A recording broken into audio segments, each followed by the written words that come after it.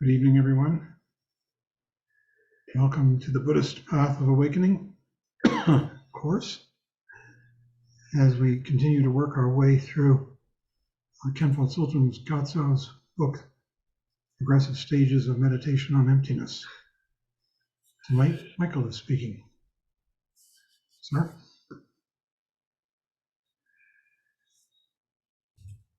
Hey, welcome everyone. I kind of wish I'd given this talk once before so I'd have a better idea of what will work and what won't, but we'll have to do what we can to get through this. I wanted to begin actually with a question that came up last week in the discussion group where I think it was Lodro actually asked about the difference between contemplation or reflection and meditation. And it's actually an important question because it's pretty clear that Khenpo Tsultrim Gyatso, in presenting this text to us, wants us to contemplate or reflect on these things, as well as study and meditate. So in one sense, the three prajnas, which we talked about last week, hearing, meditating, and contemplating, are three separate things, but in another sense, they're not. Each flows into the other, and each enriches the other. So that, for instance, being able to settle the mind in shamatha, being able to let go of any kind of fixed view and just simply be open, allows us to study in a genuine way. With contemplation, which is when we actually reflect on, think about, or another word you could use is investigate what we study. What's meant to happen is it's meant to provoke experiences and insights, which in turn might then be experienced in meditation. So what we do is we reflect on something, think about something, and when we begin to have some experience of that, some feeling for it, then we let go into present experience and just see what that is without any ideas at all. So that's kind of how they work together. You could think of it again as investigation, where the idea is not to get a particular answer, but really to evoke experiential, personal, direct understanding. And this is important because the conceptual understanding, which is what we develop through hearing, study, reading, the prajna of hearing, is helpful in pointing a direction, and it can be helpful in recognizing certain experiences that we might not have recognized before. But conceptual understanding can also be an obstacle. That at a certain point we have to let go of the ideas and actually look at or experience, feel what's being pointed to.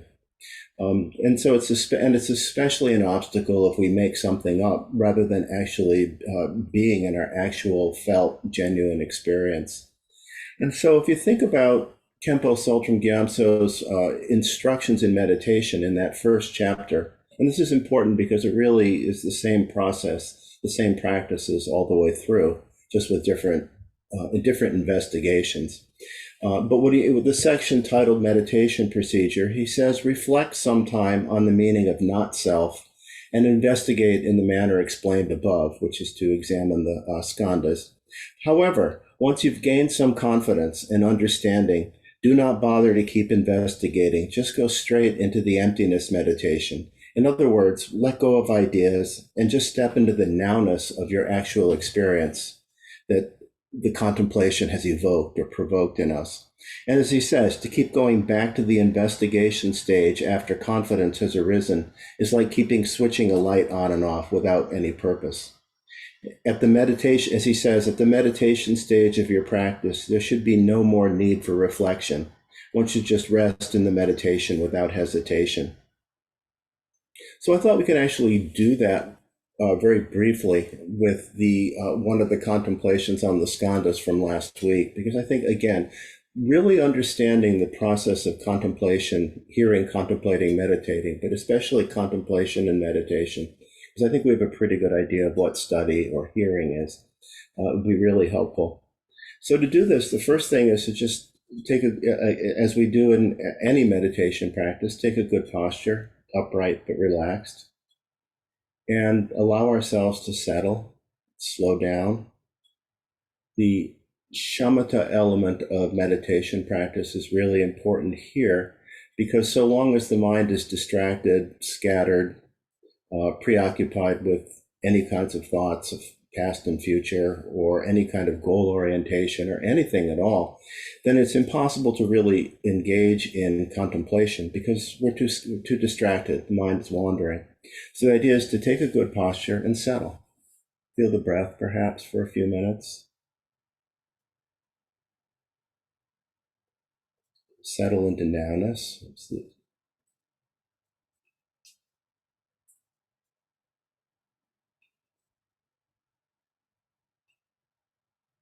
Allow ourselves to just simply be for a moment. And then we can begin to analyze the skandhas. We'll start by just considering the reason why the five skandhas are not the self is that if each of the five skandhas were a self, we would have five selves. So it's not singular, it's not permanent, and it's definitely interdependent. And if we look further, we'll see that each skandha itself does not exist as a self. And we also can't say that the combined group of the skandhas, all five together, can't be the self, because a group doesn't truly exist. In the relative level, there's a relationship between the five skandhas, but actually each is separate, different. So the idea of the skandhas as a group is something that we could conceptually overlay. It's a label we could apply to it, but it's not, again, it can't be the self.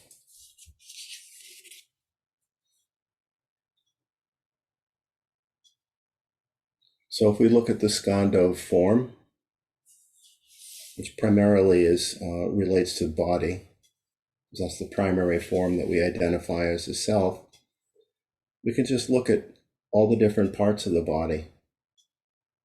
This is exactly what we did with the Shantideva text.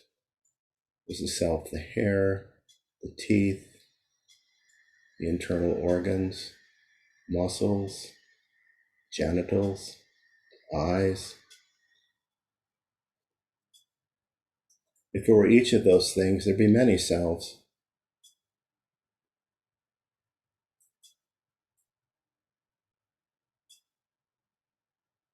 So where is the self in the body? And if we look, we just see that it's an idea that we attribute and that it changes all the time. We have a headache, we say my head hurts, as if the head was the self. We feel energized in one part of the body, we might think that's the self. But if we look, we see there's nothing that's, again, permanent, singular, and independent. And if we, again, say that it's the collection, it's the whole thing, well, then if we lose a hand, we lose a finger, are we no longer the same self?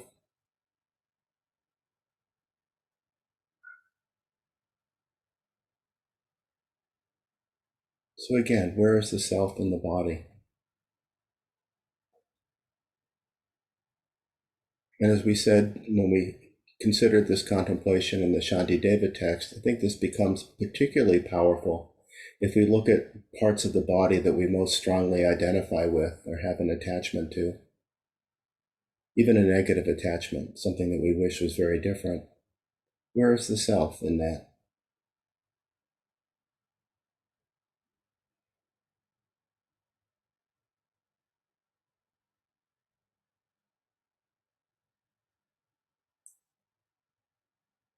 So we just look,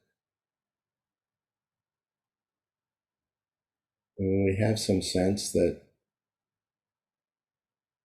we can't find a self, it seems unfindable, just let go and just meditate on the experience that's evoked without further thought.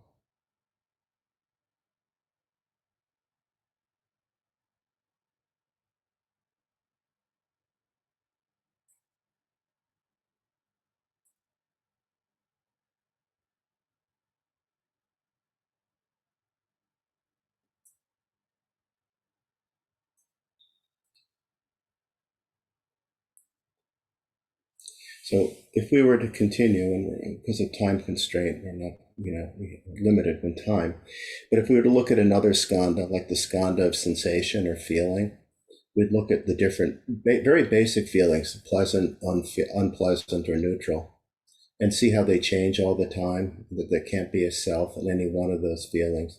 And so it goes through the skandhas, where in the end, we can see that there is not a single thing we can point to as a solid, real self. So with that, we can move into the Cittamatra approach, which is what the chapter we read about tonight is like. But again, I think the important thing is really, Khenpo Tseltrim Gyamtso, in writing this text, asks us to really consider, really to contemplate, investigate the different things that he's talking about. But that's ultimately, by making it our direct experience, that's the only way that it really becomes meaningful. So the Cittamatra, he says, is one of two Mahayana schools, the other being the Madhyamaka, which we'll start hearing about next week. And the point that he makes in the first couple of pages is that the Shravaka, or the Hinayana approach, works to remove self-clinging, and it's through clinging to a self that we ultimately give rise to unhealthy emotions, passion, aggression, and ignorance, which are the root of suffering. And that meditation on the self removes the, as he puts it, the veils of ignorance that prevent realizing the true nature of the skandhas as a not self. But what's left behind, what is dealt with in the Mahayana, if the kleshas are one of the two veils that obscures reality for us, the other, what he calls the knowledge, he calls the knowledge veils, but most texts will talk about its conceptual or the cognitive veils, the ways in which we misperceive, misunderstand things. And he also points out, I'm not going to go into too much of this, but he goes into the entire bodhisattva motivation, that it's compassion that causes us to move on from the simple piece of the Hinayana that comes from letting go of a sense of self, to the desire to remove the more subtle cognitive, conceptual, or knowledge veils, whatever you want to call them, so that we can work with all beings. And so the first school, the first that we'll be talking about is the Cittamatra. So Cittamatra literally means mind only. And what that means it can be surprising, maybe astounding even. Basically, though, first, like the Shravakas, Cittamatrans think of mind as a stream of consciousness with a knowing and a known aspect. However, where Shravakas take for granted that there's a world out there that's separate from us, Cittamatra begins to really question that. And the reason for that is because ultimately knowing and known, perceiver and perceived, are seen as expressions of one mind, the same mind. So that another way you could say this, and we're going to try to phrase this in different ways to try to make the point clear, that all we experience is nothing other than mind itself. Every perception, thought, feeling is mind itself. But in saying this, it's not, we have to work away from or let go of a narrow definition of mind as our thinking mind or our intentional mind, whatever kind of narrow view of mind that we have. But in this way, that in saying that all experience is nothing other than mind itself, begins to question the reality or the solidity of the outer world. Ultimately, what the Cittamatra says is that all outer perceived objects are mistaken appearances. And the first reason that they're mistaken is because of a division into perceiver and perceived, a duality of perceiver and perceived. That from the point of view of the Cittamatrans, perceiver and perceived are not separate and independent, except in concept. They're only made to seem that way in concept. It's a conceptual creation that we do. And then on top of that, another second reason why they're mistaken is because we have a multiplicity of perceived appearances due to our karmic dispositions, but we'll come to that in a little bit. But the point, another way perhaps of phrasing this that might be a little easier to grasp is that we can only experience the world through mind. that we tend to take our perceptions as real external things. But even modern science would say that, for instance, the way that sight works is that light is reflected off of objects, comes in through the eyes, which gather light, and it's actually processed in the brain, in the visual cortex. In a similar but not the same way, the sound is collected by the ears and it's processed in the brain. But we don't experience this as an internal process, although science says that it is. We see a world that's projected around us, and this is a creation of mind. It's not that modern science recognizes non-duality, but they at least recognize, or at least give us a foothold toward understanding what it means to say that everything we experience is nothing other than mind itself.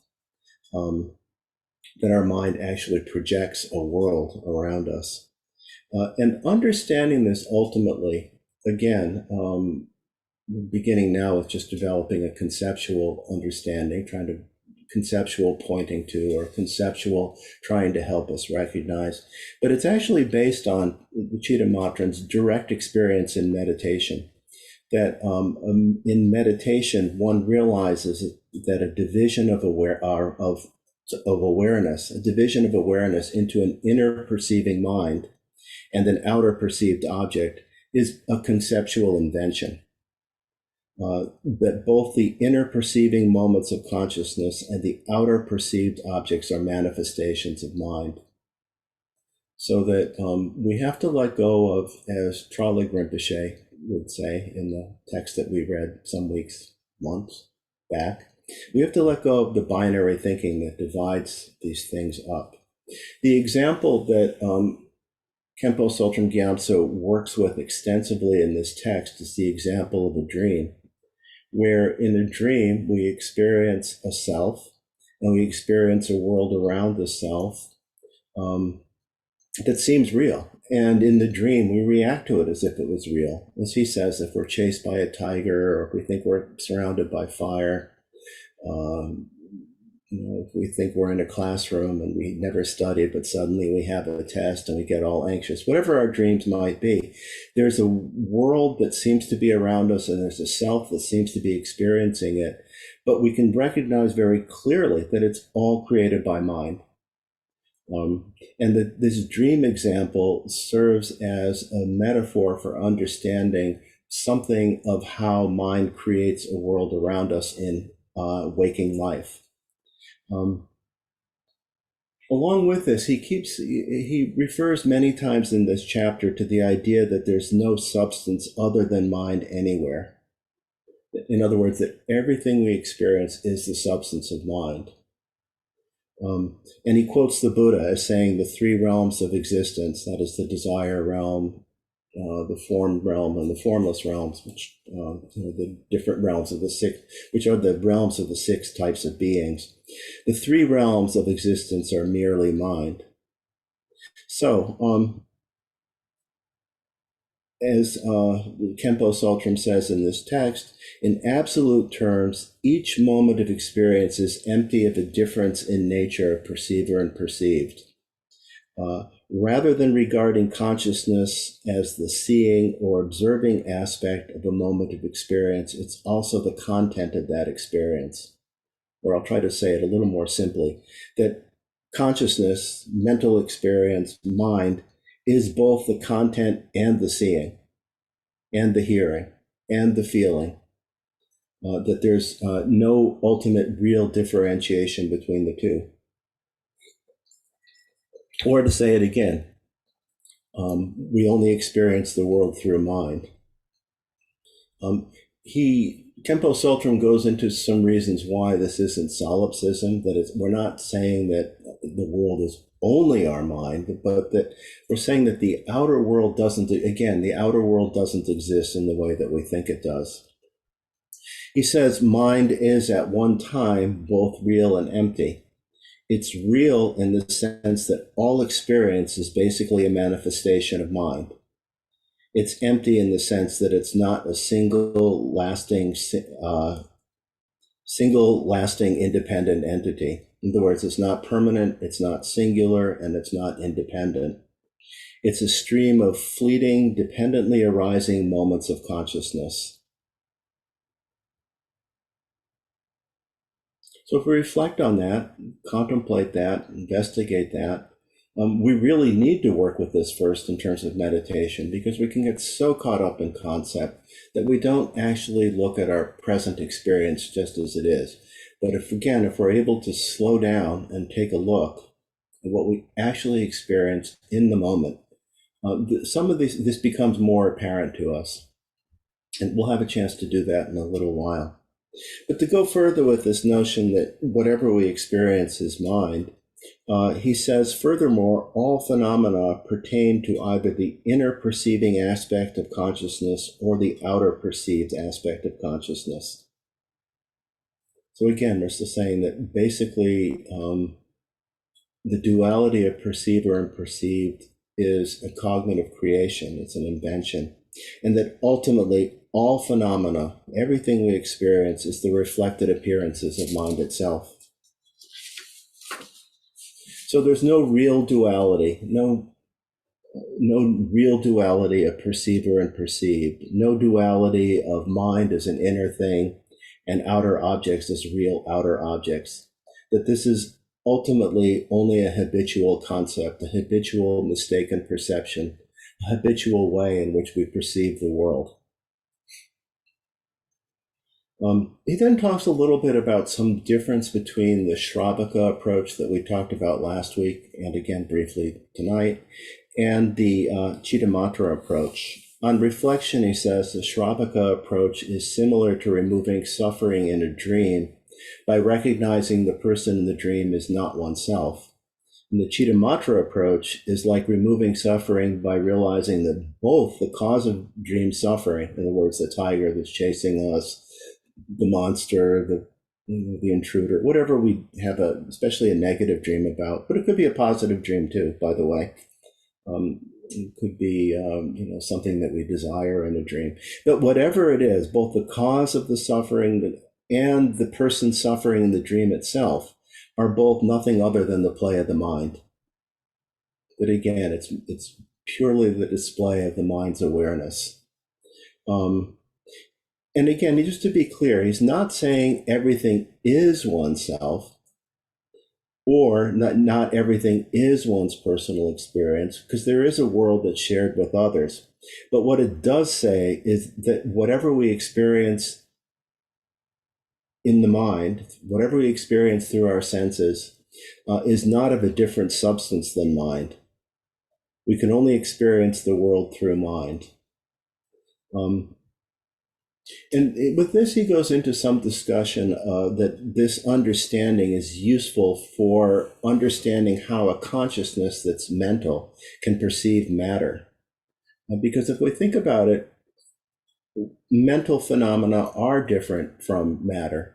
That things in the world seem to have a solidity, a certain kind of continuity, and a certain, in terms of relative truth, cause and effect, produce certain effects in the world, so that there's a difference between imagining a drink of water as a mental object and an actual real drink of water that will actually quench thirst, or relatively real drink of water. But the point is that solid things can't actually enter the mind. Solidity can only be imagined by the mind. So again, just as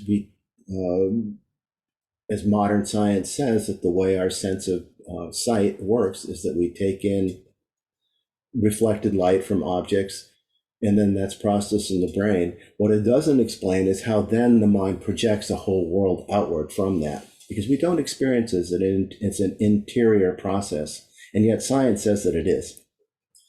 So again, it becomes ungraspable when you actually look at it and think about it.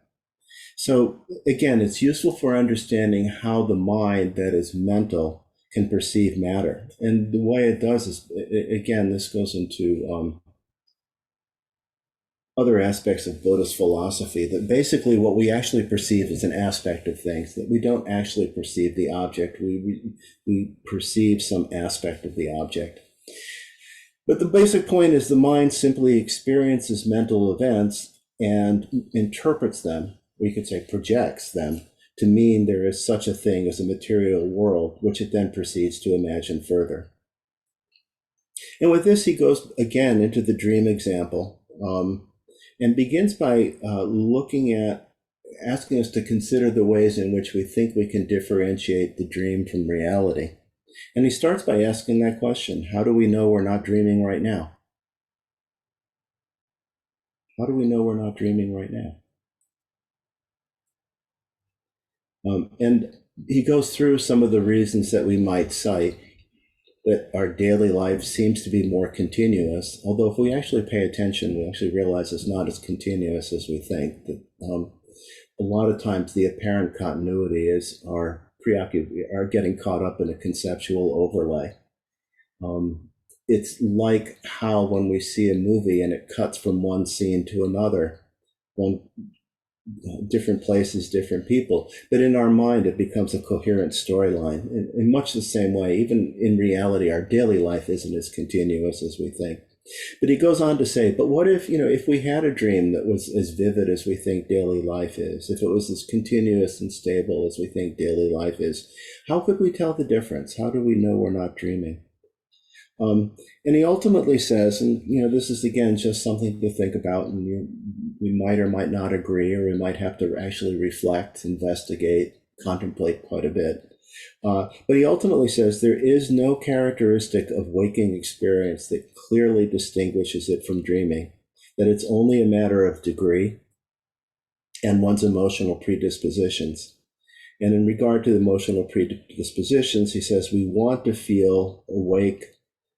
We want to feel awake, that we can tell the difference, because we want to feel secure and that the world around us is solid, real, and supportive. And then he gives a very brief explanation of the Cittamatra view of what dreaming is, which just go over very quickly because anyway. Basically, what he says is the 6 sense consciousnesses. So that's the 5 senses as we know them: sight, sound, smell, taste, and bodily feelings. And the 6th consciousness is the mental consciousness. It's that quality of mind that perceives thoughts and feelings. That the six consciousnesses, which usually face outward to the objects of the senses, dissolve back into the base consciousness, or back into the unconscious, or actually what's called the Alaya Vijnana, just like waves dissolve back into the ocean. And then this base consciousness, the Alaya Vijnana, which we'll talk about a little bit more later, starts to move within itself and creates subjects and objects that the mind takes to be real and to be just like waking experience. The interesting thing to me about this, and this is kind of a little bit of a personal note here, but when I did the psychology program at Naropa, one of the texts we read was Freud's interpretation of dreams, because it was presented as sort of a Western Abhidharma and as a very masterful contemplation of experience by Sigmund Freud. But the thing I'll say is that his description of what happens when we dream is almost exactly like that, that the consciousness, that the senses that are normally directed outward withdraw inward, and then dreams manifest out of the unconscious. It's not entirely the same, but it's really, really close. And he doesn't ever get quite to the idea of non-duality in the way that the Cittamatrans do. But it's interesting that it's the same thing. He goes through a couple of other aspects of dreaming and waking that we might think would differentiate between dream and awake. So that, again, the question is, how do we know we're not dreaming right now?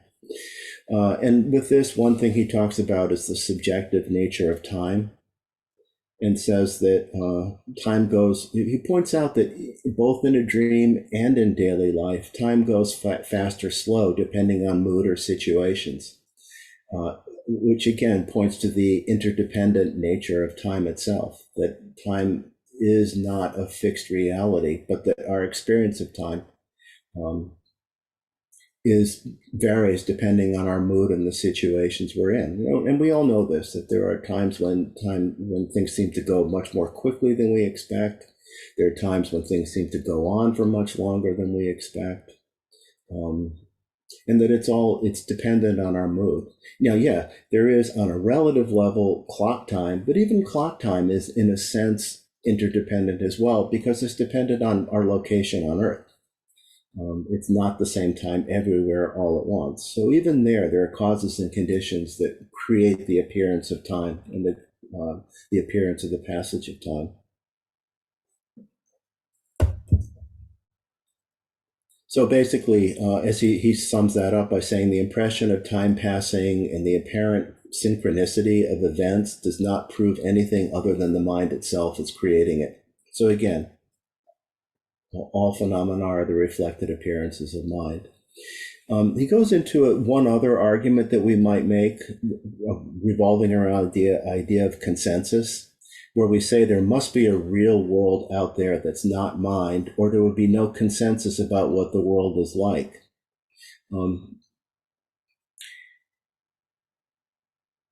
In response to this, he says that we tend to take as real whatever the general consensus of opinion dictates, especially when it coincides with our own experiences and opinions. However, the consensus is only a matter of degree. First of all, he points out we have no way of really knowing whether anybody sees or experiences anything in the exact same way as anybody else. But then even more so, in some teachings on emptiness and shunyata, as well as Cittamatra, go into this at great length, that how we experience, how we perceive things is entirely colored by basically our karmic dispositions, such that, as he says in the text, we experience water as something to drink, fish experience water as a place to live in. If you think about people's different political opinions, a person who's a hero to some is an absolute monster or villain to others, and vice versa.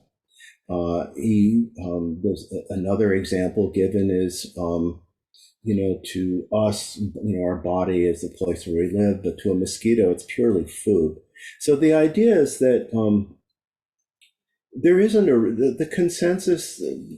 Consensus is based on karmic dispositions. It's based on causes and conditions.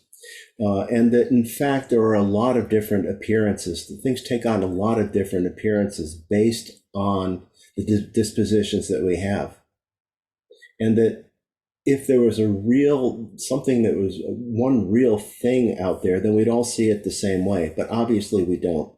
And we don't even know if other people see things or feel things exactly the same way that we do. So with this, in the teachings is said, if we can see that there is this diversity of perceived experiences, this is another way of understanding something about mistaken appearance. We tend to take the way that we see it as what's real. But if we stop and think, we realize that other people and certainly other beings don't see it the way that we do. So that it's not in the thing, it's in our mind, it's what we appear. So we can't even really say that these things exist as truly existent outer objects, that they don't exist separate from the mind that perceives them. It's another way of understanding how we can only experience the world through our mind.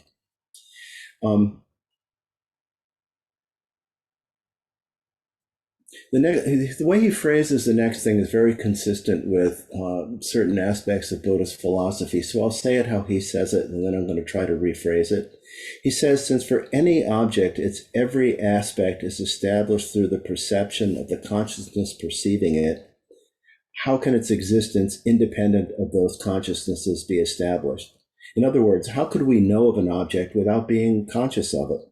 So that both the perceiver and perceived arise simultaneously, basically.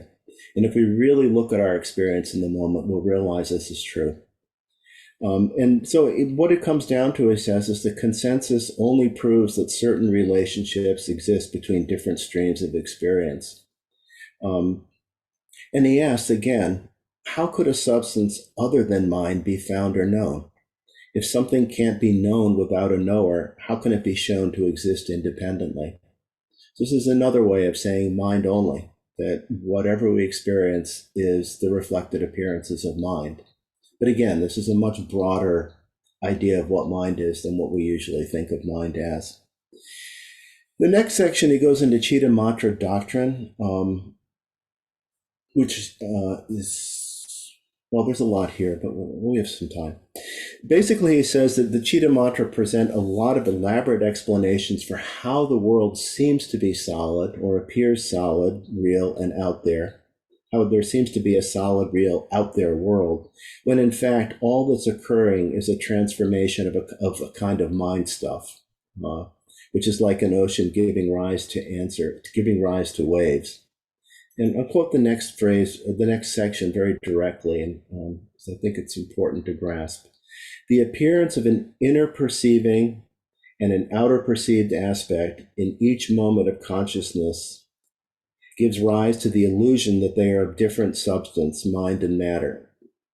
So again, this idea that there's an inner perceiving mind and an outer perceived world, outer perceived aspect that we experience in every moment of consciousness gives rise to the illusion, or you could say the mistaken conceptual imputation, that there are different substance. There's mind here and matter out there.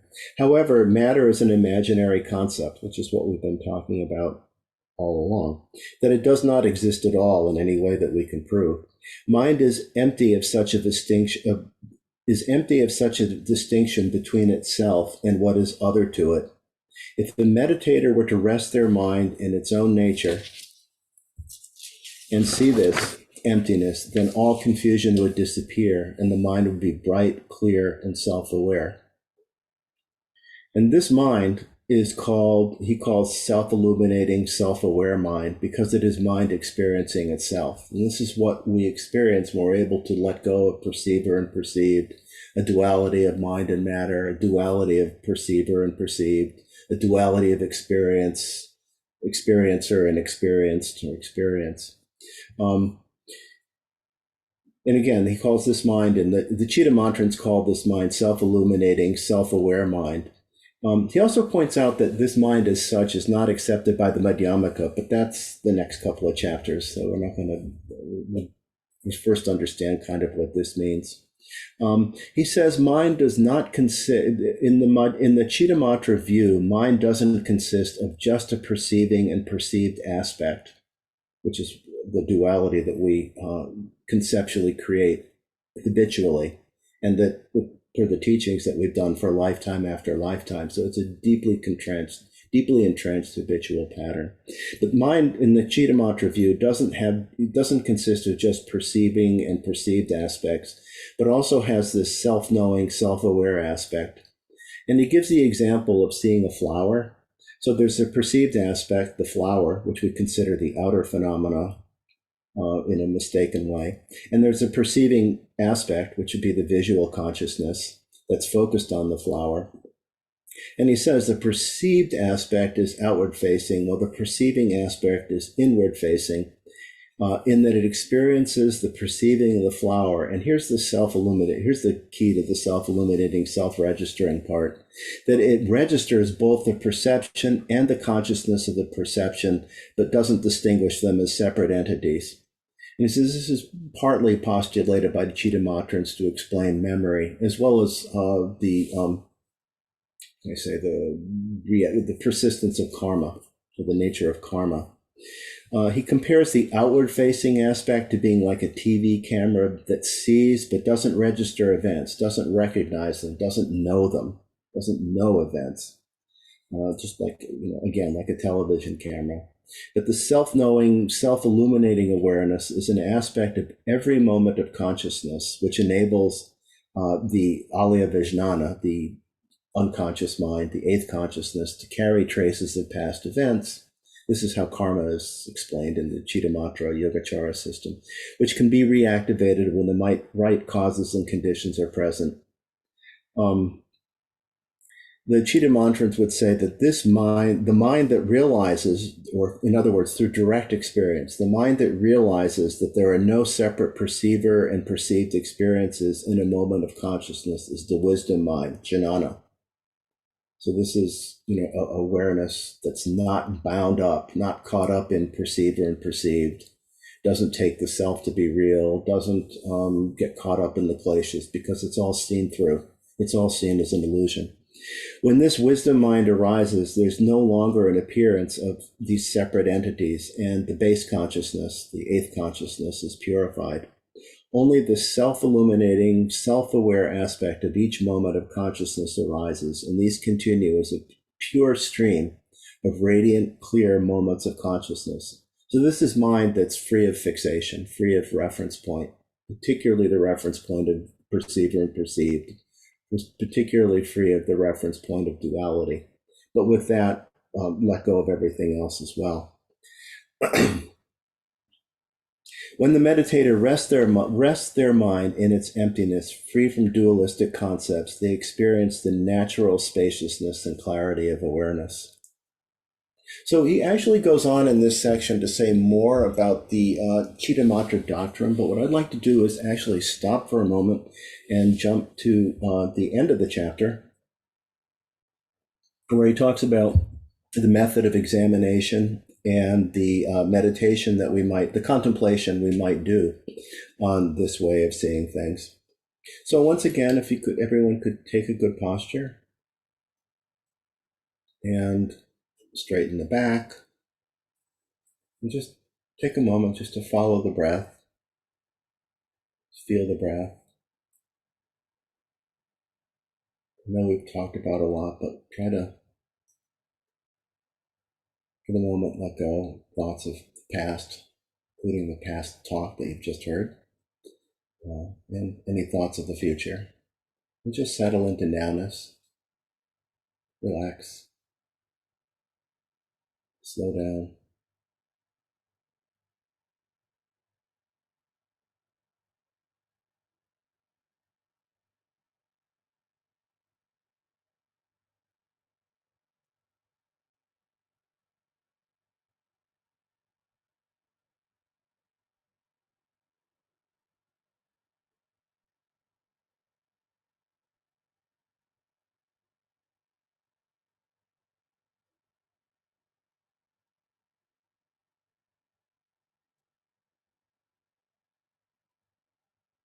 Just settle into uncontrived awareness.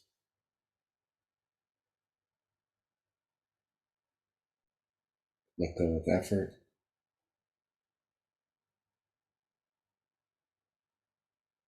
Rest loosely, freely.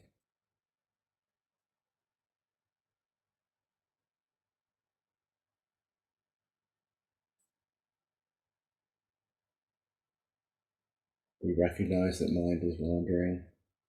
Come back to the breath. Come back to present awareness.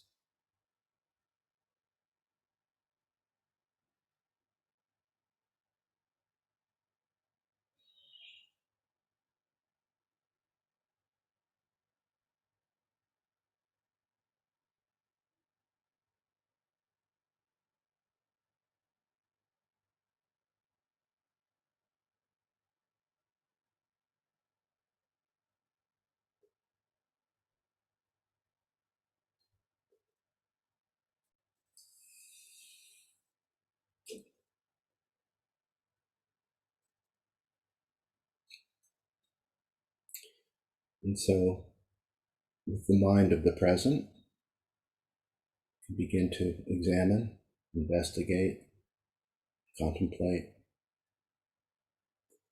Consider that we have no proof that outer perceived objects in any moment of consciousness have any independence from the inner perceiving mind. There's no solidity to perceiver or perceived.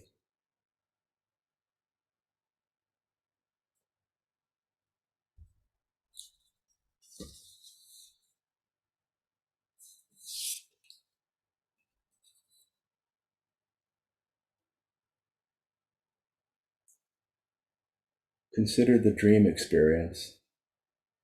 That in a dream, there's a seeming self and the seeming world. And yet when we look, it's all the play of the mind. It's all the creation of the mind, protection of the mind, that we experience a false duality.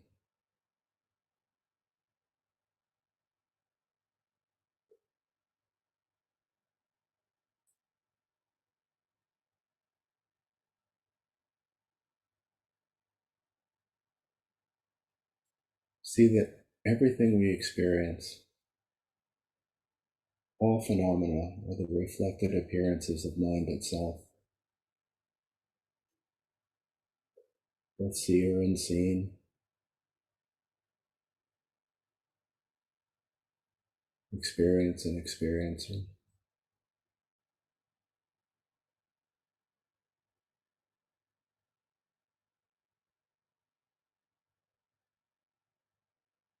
Just see, look at that.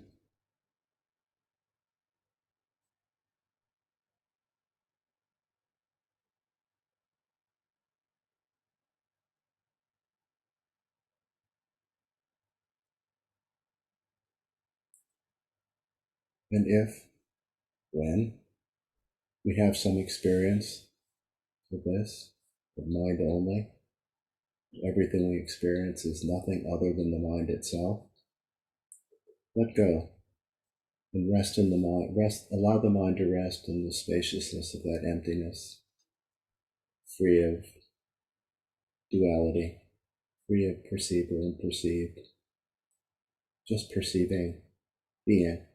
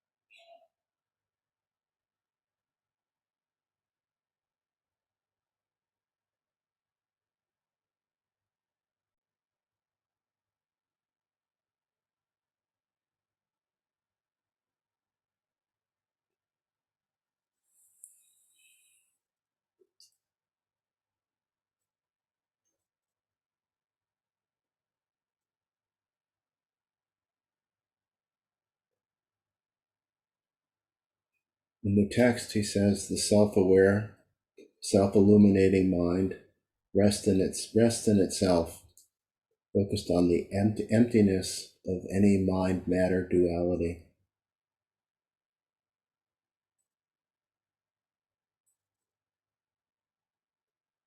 See the emptiness of any concept of there being a difference in substance between perceiving aspect and outer perceived object. And rest in the vast space of emptiness.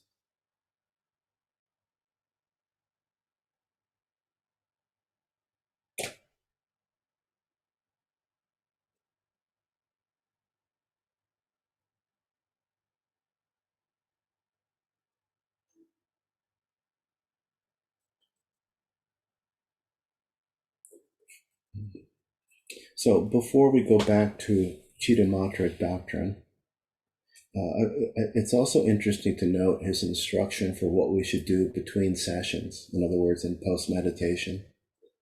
So between sessions, reflect on how all experience is like a dream. The outer world and the inner mind are all mind, just like a dream. And reflect on the fact that this is just like the Lojong slogan. In post-meditation, be a child of illusion.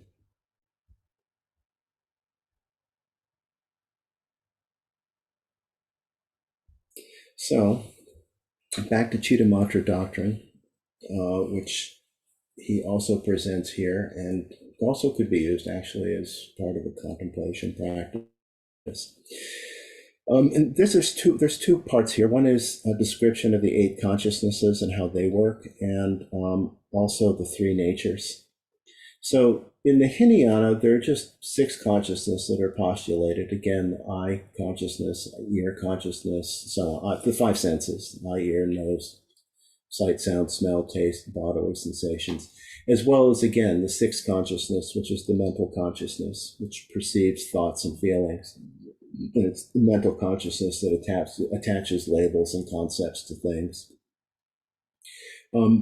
In the Mahayana, they're postulated that there are actually 8 consciousnesses, the 7th and 8th consciousness. And it's the 8th consciousness, which is called the Alaya Vijnana, actually gives rise to the other consciousnesses. In other words, all consciousness ultimately come out of the Alaya Vijnana. All conditioned experience, samsaric experience, ultimately comes out of the Alaya Vijnana. That it gives rise, it's through the Alaya Vijnana that the 6 sense consciousnesses and their objects arise.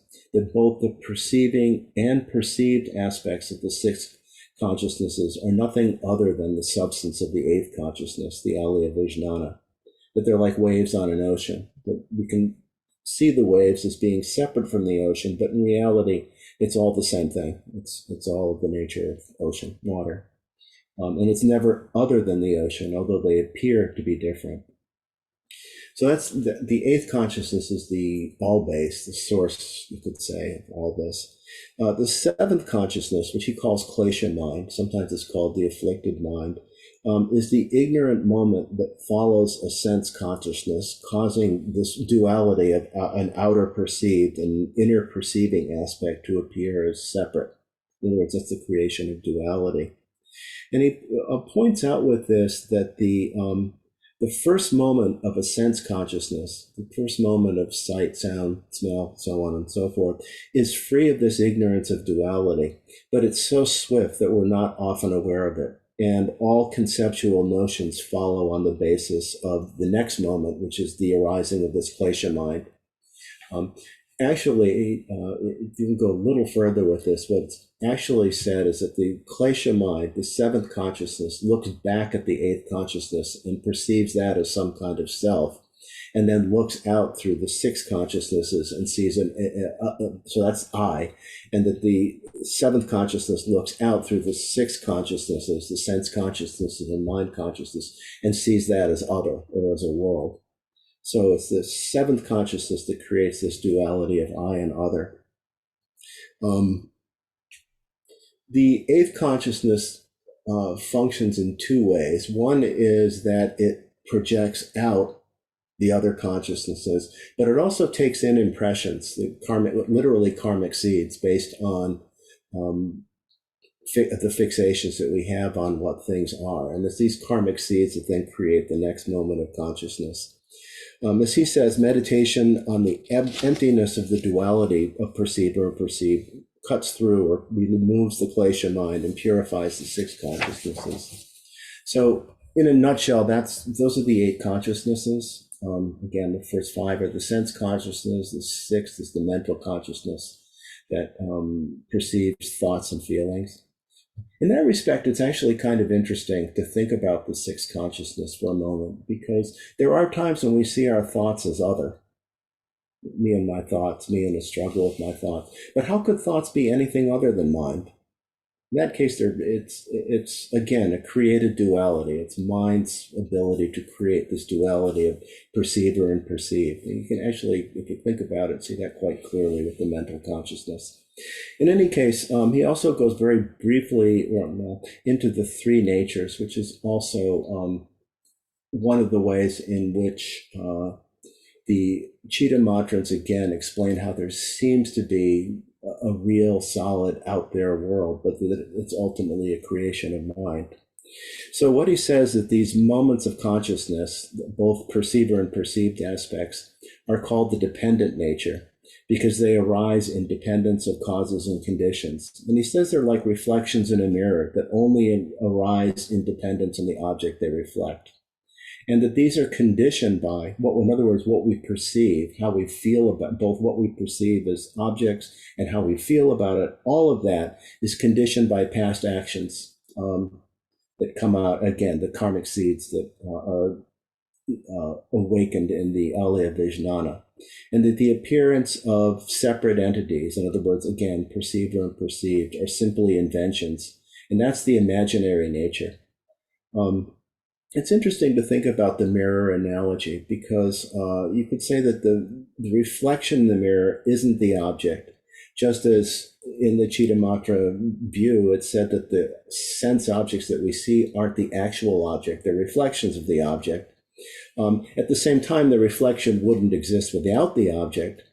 So you could think of the reflecting quality of the mirror as being like the inner perceiving aspect, and that the reflection itself as being the outward perceived. But again, it's all one mirror, just as it's all one mind. In Vajrayana, they take this even further and talk about about the nature of mind itself, and how the mirror is not in any way affected by reflections, which gets into the notion of Vajra mind that's indestructible. But that's a bit of a leap from here. So basically, we have three natures: the imaginary nature, the dependent nature, and what he calls the truly existent, although in other texts they'll call it the thoroughly established nature. So again, the imaginary nature is what we create once we have this sense of I and other, duality of perceiver and perceived. That's all of all the things that we imagine, all the things that we project and impute onto things on the basis of that. The dependent nature is literally the perceptions themselves, the things that come about as a result of causes and conditions. And the truly established nature is free of all of that. He says that the Shravakas distinguish two kinds of reality: relative reality as we know it, in other words, things as they appear, and absolute reality, things as they actually are, which in particular in the Shravaka as they are means that the skandhas are not a true self. He says that relative reality is like the dream experience, and absolute reality, from the Shravakas at least, is that the person suffering in the dream isn't real. The Cittamatrans would say that the dream has a certain reality because it's mind. And this is, again, the thing that the Madhyamakas are going to have some debate about. But basically, the Cittamatrans would say it has a certain reality, or sometimes I've heard referred to as a weak reality, because it's mind.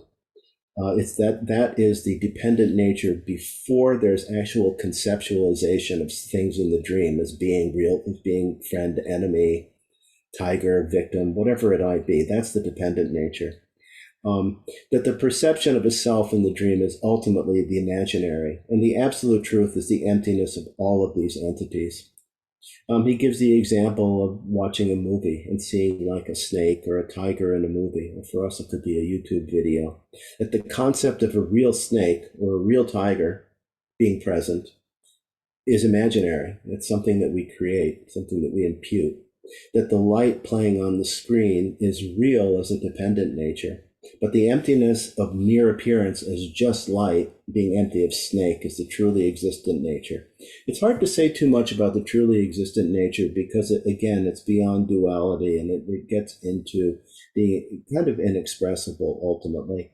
But he points out the imaginary nature is always empty, that klesha mind produces a duality, and from that all names and concepts follow.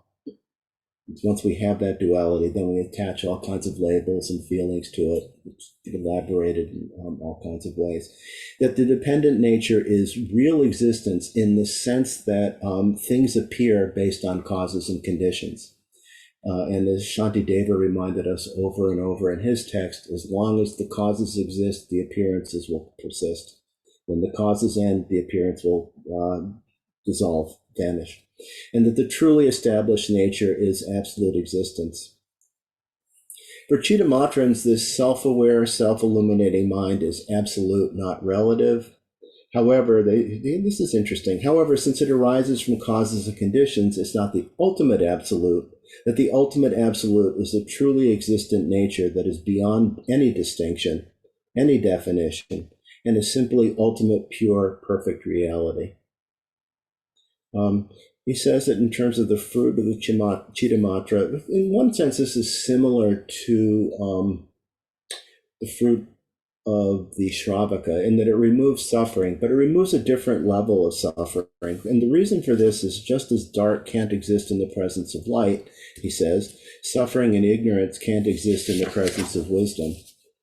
The first ignorance that we experience, the first relative reference point that we get caught up in illusion and dramas and sufferings of all kinds, is when we take as a self what's not a self. And from this, we develop a concept of a difference between ourselves and others. And out of this, we develop all kinds of attachments and aversions. The wisdom that sees that mind is empty of a mind-matter duality, wisdom that sees that mind is empty of a perceived or perceived, separate perceiver and perceived, that's free of notions of all of that, cuts through attachment and aversion. And by letting go of all these concepts through meditation on the mind's emptiness of this duality, the veils are cleared away. And as he says, the light of the wisdom mind, the self-aware, self-illuminator, is experienced. And he says this is a profound experience that's difficult to explain. Nonetheless, Chittamatrans try to explain it as a pure stream of moments of consciousness, although this falls into logical contradictions. Which need more refinement on the nature of emptiness before we can realize the true nature of self-aware, self-illuminating experience. But it's a step closer, and this is why the title of the book was Progressive Stages of Meditation on Emptiness. By letting go of our fixation on the duality of perceiver and perceived, experienced and experiencer, we come closer to seeing things as they actually are, coming closer to some experience of reality. And in terms of meditation practice, particularly when dissolve the duality of meditator and meditating, or meditator and meditation, and just be in the experience of awake, the more completely, fully we experience what it is to experience awakened mind. In any case, that's what I had to say about the Cittamatra. We have some time, so I guess we can have some discussion, comments, questions, experiences.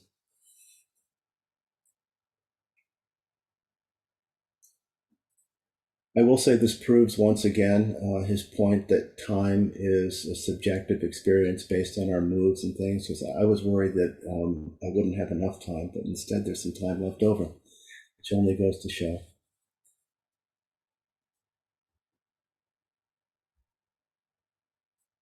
Fred?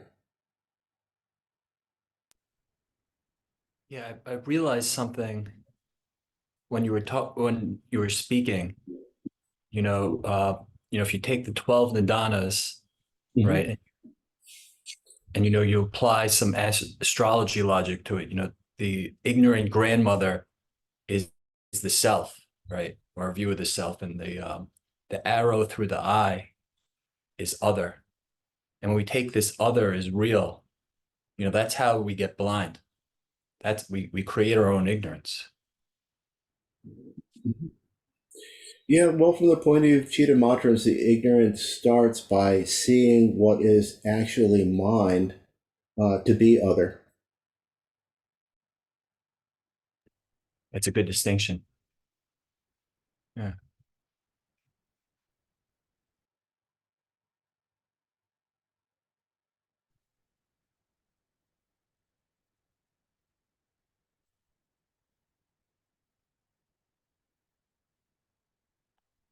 I always sometimes I experience my dreams as well, I guess my nightmares as reality until I wake up. I'm sure we've all experienced that. Mm-hmm. So maybe I just haven't woken up yet. I've come to that same conclusion about myself sometimes.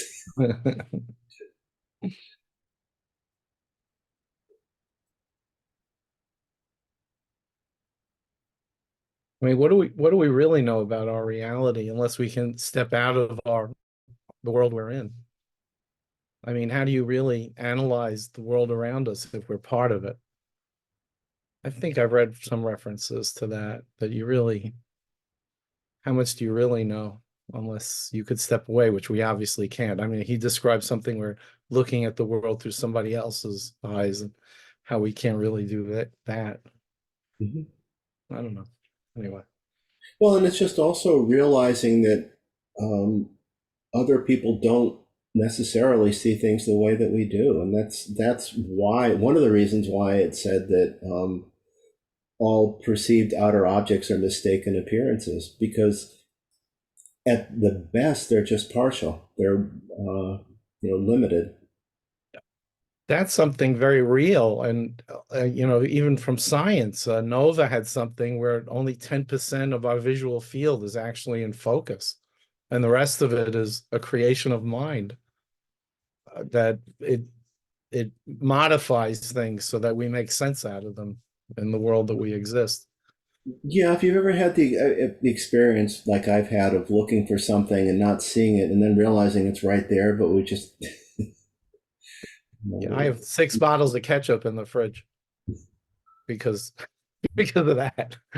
more of our perception, yeah, more of our perception is based on expectation than we think. Till we slow down and really take a look and relax the mind enough to actually see instead of just look without really looking. Philip? Mhm.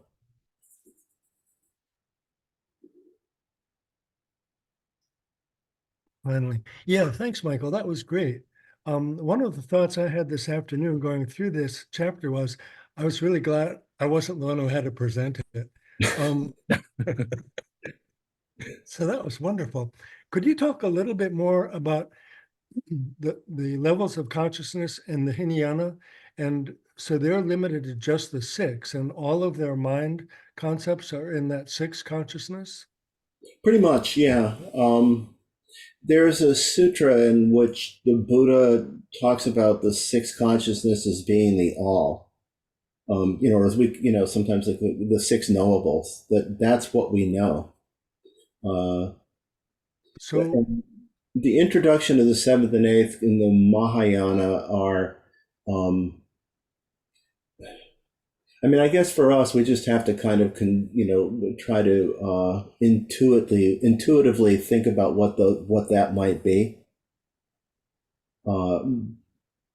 If we were really developed at our meditation, we might actually have a more direct experience of them. But, by its very nature, the Alaya Vijnana in particular is unconscious. We just see the result of it. okay. So then when in the Hinayana, they developed the notion of no self, then they were separating that out and leaving mind behind, so to speak. That is to say, the Hinayanas didn't conflate mind with self. No, they do. They think like if you, or at least some idea of self. So we only went through a couple of the contemplations looking at the skandhas, but if you look at the skandhas of the 4th and 5th skandhas, mental events and consciousness, that is looking at mind and Okay. saying that the self doesn't exist in the mind either, and or even, and to some extent even on the level of feeling, that experiencing a pleasant, unpleasant, or neutral feeling, which is the 2nd skandha, and looking at that. We only went a little bit into that contemplation, which is just seeing that they're different and that no one of them can be the self. If like unpleasant feeling was the self, then we feel unpleasant all the time, and we clearly don't. If pleasant was the self, we'd feel pleasant all the time. Neutral is a little tougher to see because it tends to lend itself to dullness and drowsiness, and that's the real problem with ignorance. Is one problem with ignorance, I should say, is that. But we tend to think that the unpleasantness is in the thing out there, or the pleasantness is in the thing out there. But if we really look, we'd say that that's actually a projection. And it's actually very hard to stay with just that initial feeling of pleasant, unpleasant, because we very quickly jump to the next skandha, which perception impulse, and have some kind of activity toward it. We try to push it away or change it if it's unpleasant, and we try to grasp it and cling to it and become attached to it if it's pleasant. So it's hard to stay, and it's even hard to recognize, because sometimes we're already into the strategies and trying to stage manage. But even that, on some level, even that is mind ultimately. But definitely the Hinayana works with mind in the sense of the no self in consciousness and in mental events. That there's a multiplicity of them. They're not permanent. They change all the time, and the different events, different mental events, different feelings, different types of consciousness arise in dependence on all kinds of conditions, which we can see if we look. One moment something good happens and we're feeling on top of the world and we start thinking godlike, and then something terrible happens and suddenly we're cast down, and it goes through changes all the time. And again, this is one of the reasons why meditation is so important. It's only through meditation that we slow down enough to actually pay attention to what's happening. Otherwise, we get so caught up in the drama of the moment that we don't realize, wait a sec, just minutes ago, hours ago, day ago, whenever it was, I felt very different than I do right now. So we don't, we get caught up in the moment in almost in a preoccupied, distracted way, and that's why meditation is important, to allow us, first of all, to slow down and settle enough to actually see how impermanent, dependently originated, and multiple our experiences really are of the skandhas. So I guess what I'm trying to get at here is the emptiness of mind. So the Cittamatrans don't believe that the mind is empty, right? I mean, if it's the mind-only school, the mind has to have. It's interesting I think when we get to the next couple of chapters, it'll be a little clearer what it is that they're fixating on in relation to mind. It's closer. There's some idea for that when you look at the perceiver and perceived, you realize that they arise interdependently, that you can't have one without the other. How could there be a knowing mind without something known? And how could something be known without a knowing mind?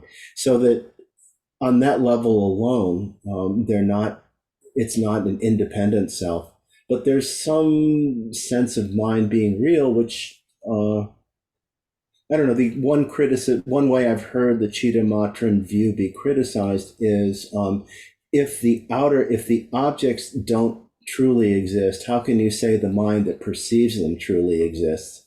Or what does it mean to say the mind that perceives them truly exists? And that really is where you get into more the Madhyamaka view and letting go of even the reference point of this experience of mind as something that you can hold on to.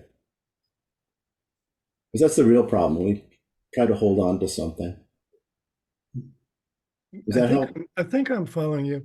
So although in progressive stages, this phrase isn't used, Chogyam Trungpa uses it when he talks about it in Shunyata, self-luminous cognition, which by definition would mean there wouldn't need to be an outside observer of the mind. The mind would be self-luminous. It would just know itself. Yeah, but Yes. But who knows that? That's the question. Yeah, that's what you're. It's like a postulate. It's the definition. That's why the word self is there. It's self-luminous. It's self-knowing. But still, there's some knower of that's telling us that. And so it's split. And that's the contradiction. And the fundamental criticism of Yogacara is if there's only one mind, who knows that? It's like the eye trying to see. But don't you think the Yogacaryans have stepped past that by simply saying it's self-luminous? It knows itself. We'll get to that more in the last chapter of the book, which is actually a Madhyamaka Yogacara view. But here's the thing. I think here's another way to think of it. Do you ever put two mirrors up to each other and just see this sudden multiplicity of images? That's kind of like So what knows what? And you can keep looking at, well, it's mine, but then what's that? And it's like looking at this, and that's where ultimately it can't be grasped. And that's the, you could say that's the, where the Cittamatra view of mind as a real thing kind of breaks down, because who knows that mind? And all you have is, well, mind knows mind, but then what's the mind that knows that mind that knows that mind? And it's just like a endless series of infinite reflections. Yeah, I'll just quote from Rinpoche here. He says, according to the Yogacharan's own philosophy of self-luminous cognition, subjective thoughts about an object are delusive, there being no subject or object, but only the one mind, of which the watcher is a part. Therefore, it is impossible to state that the one mind exists. Like the physical eye, self-luminous cognition cannot see itself, just as a razor cannot cut itself. By the Yogacharan's own admission, there is no one to know that the one mind exists. Right. But that, what you've just read though, like the physical eye, self-luminous cognition cannot see itself. Okay. And then you go to the end of the following paragraph, and Chogyam Trungpa says, still in the way of argument, reality just is, and this is what is meant by the term shunyata. But my question there is, why couldn't you just as well say self-luminous cognition just is reality? And you could almost say it's the same as shunyata, except shunyata has a little bit too much emptiness in it. Shunyata is the absence of any kind of conceptual framework, any kind of Yeah, and I think, conceptual description. Whereas the criticism of the Yogacharans is that it's full, chock-a-block with conceptual description. and also saying it isn't the same as experiencing it.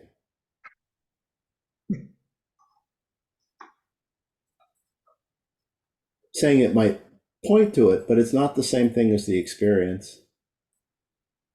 Right.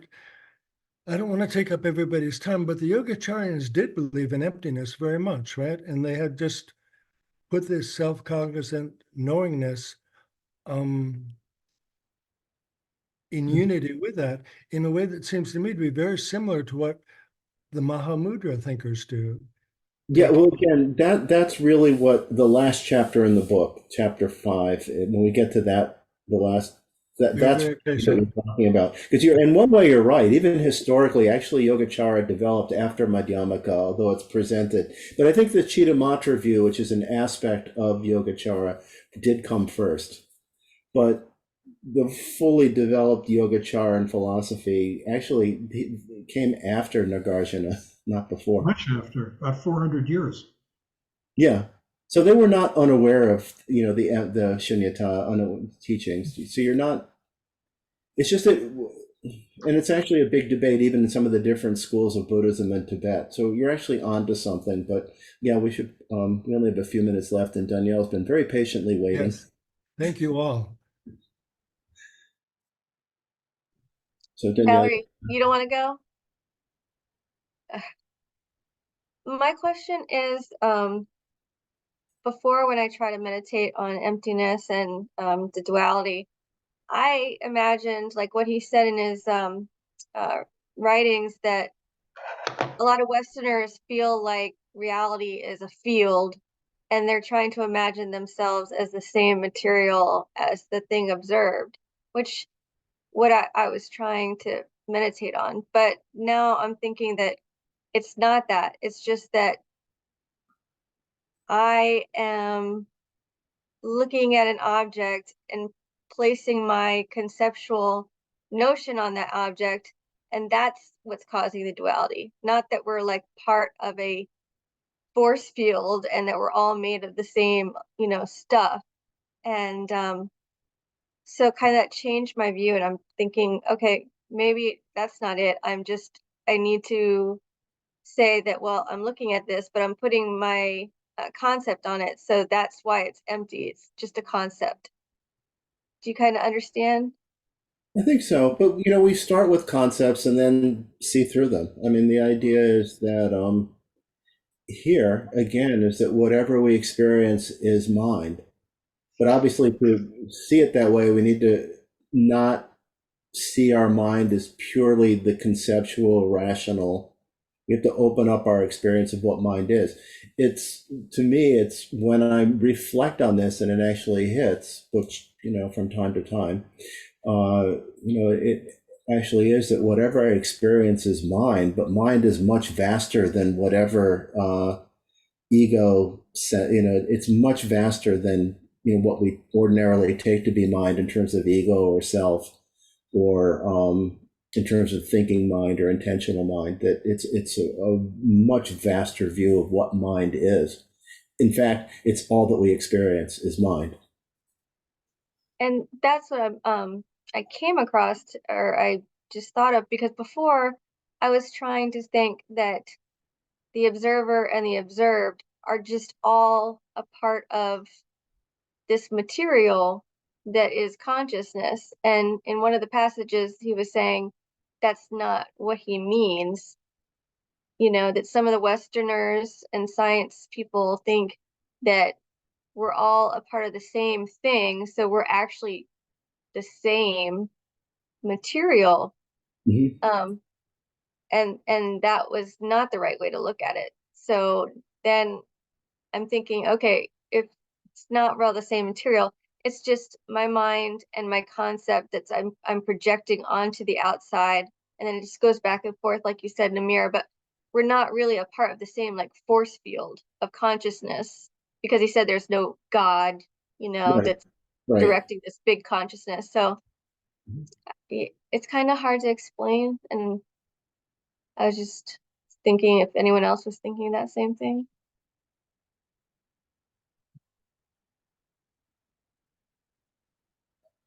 No. I think it's something to think about. But again, it comes down to what can we pin down, and the more we look, the more we realize we really can't pin it down. But we go from seeing and seen, or observer and observed, to just seeing, just observing. What we actually do in meditation practice is very simple. As was said in one class that I took once, it's samsaric mind that's complicated.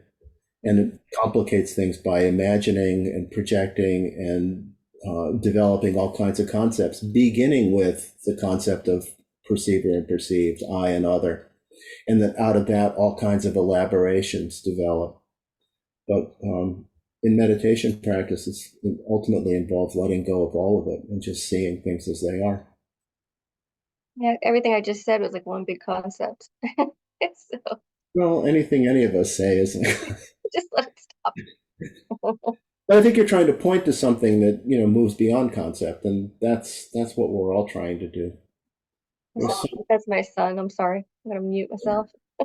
There's some metaphor in one book that talks about emptiness and says that trying to describe it is like trying to paint in the sky. But once in a while, you have a teacher who can actually do that. Not me. I'm talking about the really great teachers in our tradition. And when they do, it's really quite miraculous. And in some degree, this text to me is Khenpo Sokdrum Gyatso, to some extent, is able to help us see something that's not immediately apparent to us most of the time, because we're habituated to seeing things in a way that's, again, dualistic and caught up in reference points. So we need to end. We're at that time. That we are. Meg, do you want to lead the chants? I put them up.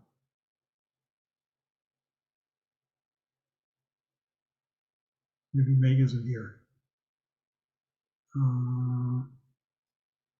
Let's see, how about Shinyi? Would you lead the chants? Sure. I'll put them up.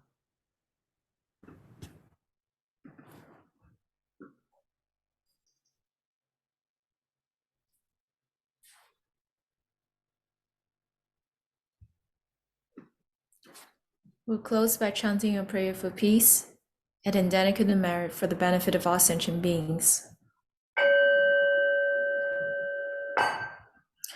by the blessings of enlightened and compassionate ones, by the power of my positive actions of 3 times and my prayers of pure aspiration, may wars, conflicts, epidemics, and all other maladies solve in this world, and may the earth and all who live on this earth enjoy the abundance of well-being. May all learn to live lovingly with each other. By this merits may all obtain omniscience. May he defeat enemy wrongdoing. From the stormy waves of birth, all way to sickness and death. From the ocean of samsara, may I free all beings. By the confidence of the golden sun of the great east, may the lotus garden of the ignorance wisdom bloom. May the dark ignorance of sentient beings be dispelled. May all beings enjoy profound, brilliant glory.